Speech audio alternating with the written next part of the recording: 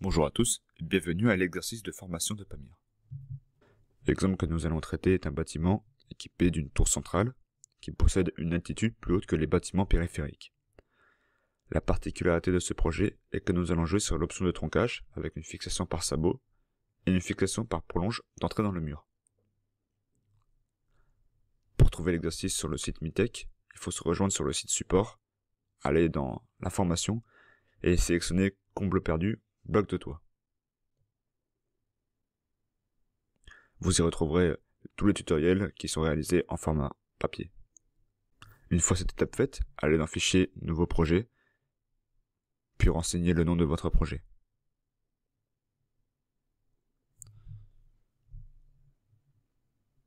Vous serez dirigé automatiquement sur une page de paramètres qui définiront les différents types de projets que vous voulez réaliser.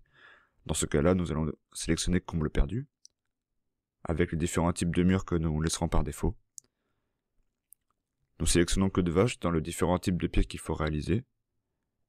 Avec une surface de toit, nous allons modifier les cotes. Nous pouvons voir une hauteur de référence de 0 mm avec une pente à 30 degrés, un décalage de 0. Nous allons rentrer une prolonge de 500 mm et une hauteur perpendiculaire qui restera à 97 mm. Sur notre droite, on peut voir un schéma qui change par rapport aux données que nous rentrons dans le tableau. Nous pouvons aussi sélectionner différents types de prolonges. Nous allons sélectionner une coupe d'aplomb. Nous avons une deuxième coupe si nécessaire. Nous allons nous diriger dans code de calcul qui vont nous permettre de différencier ou de renseigner les différents types de charges. Dans notre cas, nous allons sélectionner les DTU qui nous permettront de savoir les charges par rapport à la neige, le vent, la pluie et les tuiles. Sélectionner une ville. Dans mon cas, je sélectionne la ville de Créteil. La ville est très importante de sélectionner par rapport aux charges de vent et aux charges de neige, qu'il faudra bien évidemment vérifier.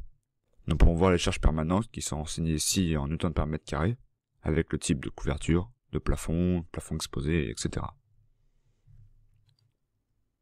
Il faut bien évidemment vérifier les charges qu'elles soient bien en accord avec les CCTP. On peut aussi changer les valeurs de limite de flèche par rapport au type de chantier qui peut parfois être différent.